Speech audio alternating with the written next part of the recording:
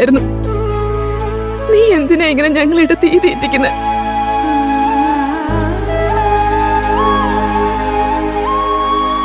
എന്തെങ്കിലും പറഞ്ഞു വെച്ച് വീട്ടിൽ നിന്ന് ഇറങ്ങി പോവാണോ വേണ്ടത്? അച്ഛൻ നിന്നെ എവിടെയൊക്കെ അന്വേഷിച്ചു എന്നറിയോ?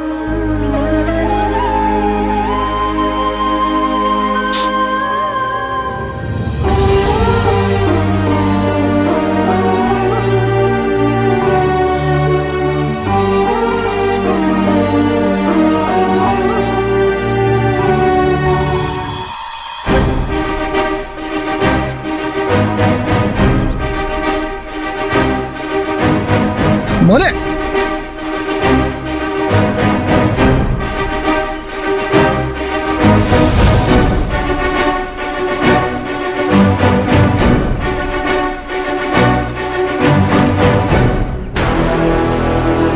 മോനെ പേടിക്കണ്ട മോനെ. എന്റെ പൊന്നെ, ഇനി അച്ഛൻ മോനെ തല്ല് ഒന്നും ചെയ്യില്ല മോനെ. മക്കൾ പഠിക്കാത്തോണ്ടല്ലേ അച്ഛന് ദേഷ്യം വരുന്നത്. അതല്ലേ അച്ഛൻ മോനെ തല്ലുന്നത്.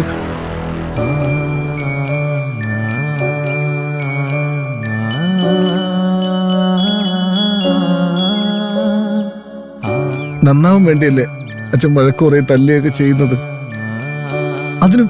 അതിന് വീട്ടിൽ നിന്ന് ഇറങ്ങി പോവാണോ ചെയ്യുന്നത്?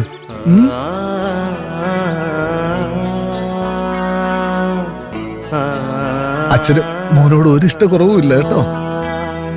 സ്നേഹം കൂടുതൽ കൊണ്ടാ ഞാനിങ്ങനെ വഴക്കുറയും ശാസിക്കുകയൊക്കെ ചെയ്യുന്നത്.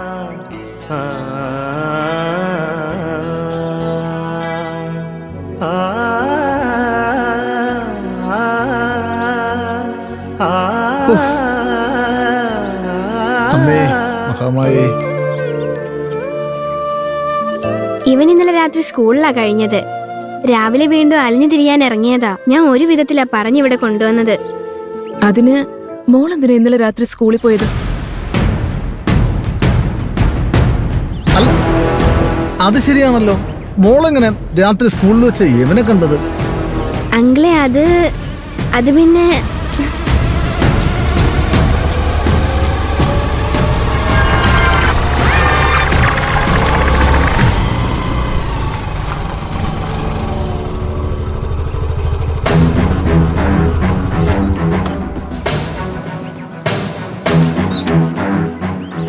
അല്ല, കുട്ടിയെ കിട്ടിയോ? കിട്ടി സാറേ.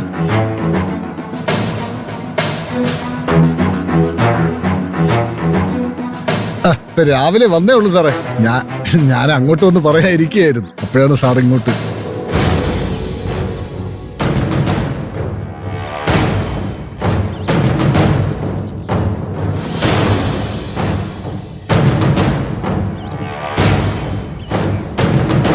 സാറേ, ഇത് ലവനല്ലേ നമ്മുടെ?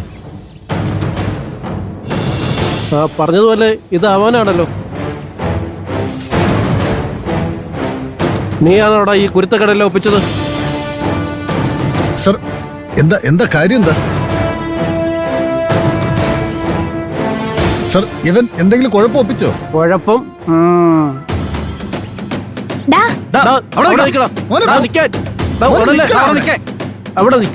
നീ എന്തിനാ ഇങ്ങനെ ഓടുന്നു? നീ എന്തിനാടാ ഞങ്ങളെ കാണുമ്പോ ഓടുന്നത്? സാറേ, ഇവ എന്തെങ്കിലും കുഴപ്പം കാണിച്ചോ? കുഴപ്പമൊന്നുമില്ല. ഇവൻ കുഴപ്പമൊന്നും ചെയ്തില്ല. ഇവൻ നമ്മുടെ കൊച്ചു ഹീറോ അല്ലേ? അല്ല, ഈ നാട്ടിലെ ഏറ്റവും പ്രായം കുറഞ്ഞ തൂഫാൻ വാര്യറാനവൻ.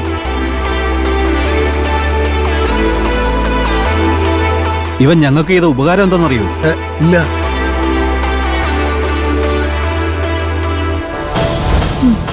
നിങ്ങളാണോ ഫോൺ ചെയ്തത്? സർ, ദേ ഇവൻ പറഞ്ഞിട്ടാ.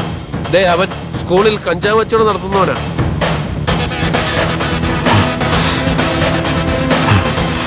സാറേ, ദേ അയാളാ സ്കൂളിലെ പയ്യന്മാർക്ക് കഞ്ചാവ് കൊടുക്കുന്നത്.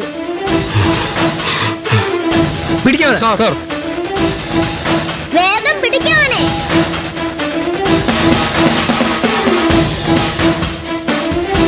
മോനെ, അയാൾ കഞ്ചാവ് കച്ചവടം ചെയ്യുന്നത് മോൻ കണ്ടോ? കണ്ടു സാറേ. 10ാം ക്ലാസ്സിലെ മനീഷിന്റെ ടിഫിൻ ബോക്സിലാ അയാള് കഞ്ചാവ് വെച്ചു കൊടുക്കുന്നത്. ആഹാ, മെടുക്കൻ.